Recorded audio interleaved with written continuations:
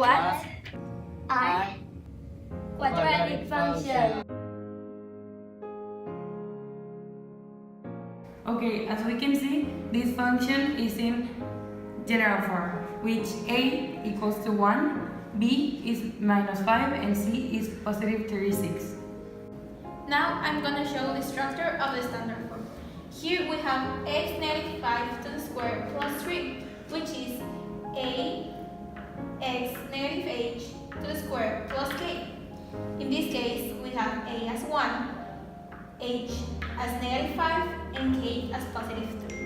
And to find the vertex, we only need to find the h with opposite sign as appear on the formula, and k. In this case, the vertex will be 5,3. Okay, now we're going to learn changing it from general to standard form. In this case, first we join the two terms and leaving alone the 7 outside. Then the b will be divided by 2 and then squared, which in this case will be 6 over 2 to the square will give us a 9. The 9 we will add it as a third term in our parentheses, and then we'll go outside subtracting. So here we clearly can see here is adding and here is subtracting.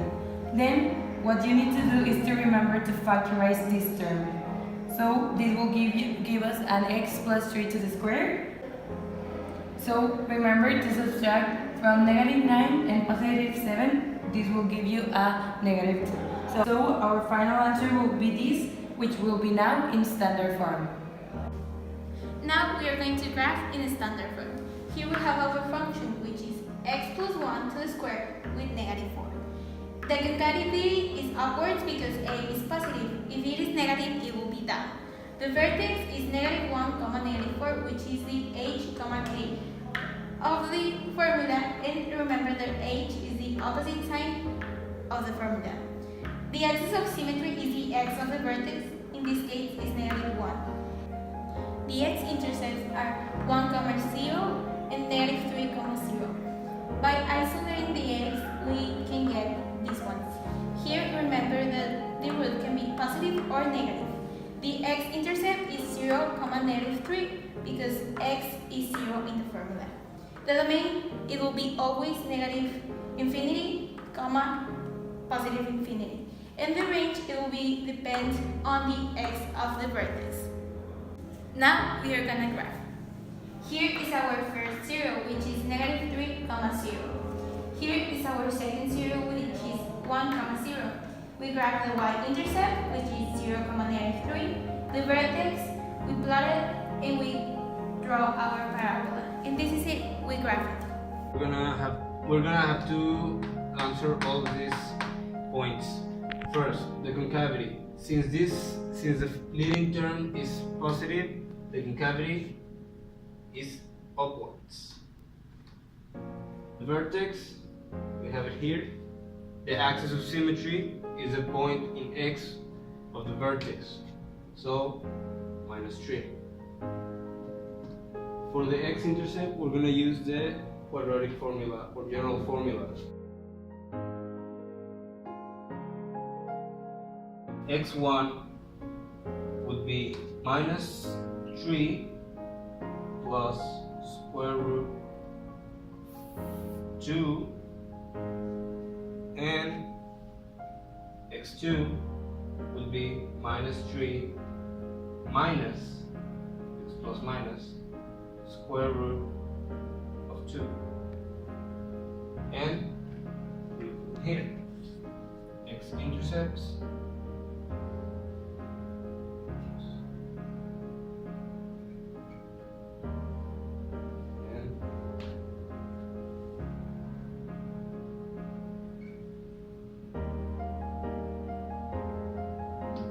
Now, for y-intercept, we replace all y with 0.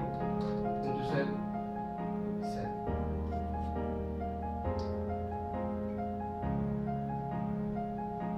Domain minus infinite, infinite. Range is lowest point and the highest point. So it's going to be -2. And since we know our graph is positive, we know this is the lowest point. So range will be -2 to infinity. So we have determined that -3 plus the square root of 2 and -3 minus the square root of 2 are equivalent to -1.5857 and -4.4142 in decimal. So this will be our x-intercepts, and we will graph it now here. So -4.4 we made an approximate around here, and -1.5 around here. Now our y-intercept would be 7, and our lowest point in the graph, -2. We find a middle point, which will be the vertex in 3, exactly in the middle of these 2 points. And we join the dots.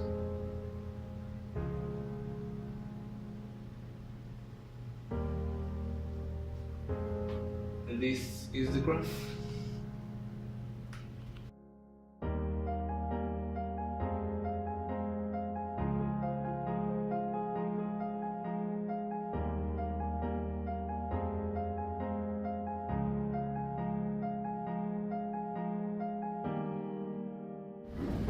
Application. So here's a problem I'm going to solve, and this is the square, and the area of the square is x to the second power plus 8x plus 16.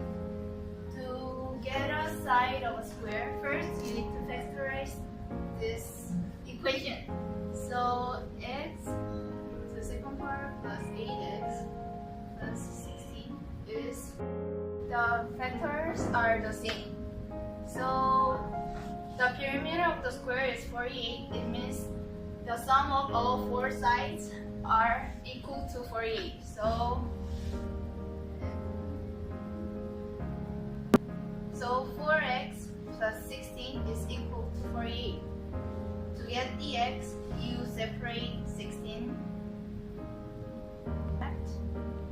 and then get rid of the 4, which is 8.